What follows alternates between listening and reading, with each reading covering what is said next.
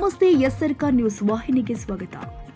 ಸಾಲಿಗ್ರಾಮ ಪಾರಂಪಳ್ಳಿ ಪಡುಕೆರೆ ಬೀಚ್ನಲ್ಲಿ ಕೋಟದ ಪಂಚವರ್ಣ ಮಹಿಳಾ ಮಂಡಲ ನೇತೃತ್ವದಲ್ಲಿ ಕೀಟ ಸ್ವಚ್ಛತಾ ಕಾರ್ಯಕ್ರಮ ನಡೆಯಿತು.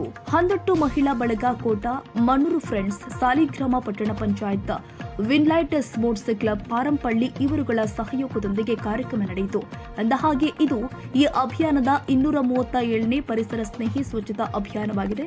ಅಭಿಯಾನಕ್ಕೆ ಚಾಲನೆ ನೀಡಿ ಮಾತನಾಡಿದ ಕೋಟ ಸಹಕಾರಿ ವ್ಯವಸಾಯಿಕ ಸಂಘದ ನಿರ್ದೇಶಕ ಪಾರಂಪಳ್ಳಿ ರಾಜೇಶ್ ಉಪಾಧ್ಯಾಯ, ಸ್ವಚ್ಛತೆ ಪ್ರತಿಯೊಬ್ಬರ ಧ್ಯೇಯವಾಗಬೇಕು, ಇಲ್ಲವಾದಲ್ಲಿ ಮುಂದಿನ ಪೀಳಿಗೆಗೆ ಸಂಚಕಾರ ತಪ್ಪಿದ್ದಲ್ಲ. ಪ್ರಕೃತಿ ಉಳಿಸುವ ಕಾರ್ಯ ಮುಂದಿನ ಭವಿಷ್ಯದ ಹಿತದೃಷ್ಟಿಯಿಂದ ಶ್ರೇಯಸ್ಸು. ಆದರೆ ಪ್ರಸ್ತುತ ಜನಸಾಮಾನ್ಯರು ಇದರ ಬಗ್ಗೆ ನಿರ್ಲಕ್ಷ್ಯ ಧೋರಣೆ ತುಂಬಾ ನೋವುಂಟು ಮಾಡ್ತಾ ಇದೆ ಎಂದಿದ್ದಾರೆ.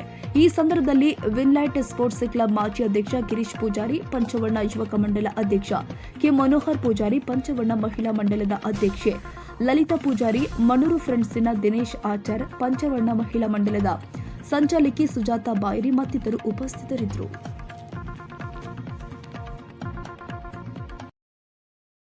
ಶ್ರೀ 239ನೇ ಕಾರ್ಯಕ್ರಮ ಇಂದು ನಮ್ಮೂರಿನಲ್ಲಿ ಹಮ್ಮಿಕೊಂಡಿರುತ್ತಾರೆ. ಇವರ ಈ ಅತ್ಯುತ್ತಮವಾದ ಕಾರ್ಯಕ್ರಮವನ್ನು ಎಲ್ಲರೂ ಮೆಚ್ಚಲೇಬೇಕಾದ್ದು. ಈ ಕೋಟ ಪರಿಸರದಲ್ಲಿ ಸ್ವಚ್ಛ ಅಭಿಯಾನವನ್ನು ಇವರು ಹಮ್ಮಿಕೊಂಡಿದ್ದು ಎಲ್ಲ ಕಡೆಯೂ ಉತ್ತಮ ಅಭಿಪ್ರಾಯವನ್ನು ಹೊಂದಿರುತ್ತದೆ.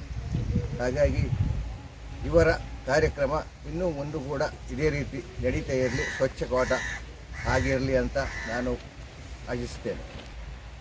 ಯಾರು ಕಸವನ್ನು ಎಸೆಯದೆ ಪಟ್ಟಣ ಪಂಚಾಯಿತಿಗೆ ನೀಡಬೇಕು. ಹಾಗೆ ವಿನ್ಲೈಟ್ ಸ್ಪೋರ್ಟ್ಸ್ ಕ್ಲಬ್ ಹಾಗೂ ಪಟ್ಟಣ ಪಂಚಾಯಿತಿಯವರು ಇವತ್ತಿನ ಕಾರ್ಯಕ್ರಮವನ್ನು ಆಯೋಜಿಸಿದ್ದಾರೆ. ಅವರ ಕಾರ್ಯಕ್ರಮವನ್ನು ನಾನು ತುಂಬ ಶ್ಲಾಘಿಸ್ತೇನೆ. ಇದೇ ರೀತಿ ಮುಂದೆ ಉತ್ತಮವಾದ ಕಾರ್ಯಕ್ರಮವು ನಡೀತಾ ಇರಲಿ ನಮ್ಮ ಊರಿನಲ್ಲಿ ಅಂತ ನಾನು ಆಶಿಸ್ತೇನೆ.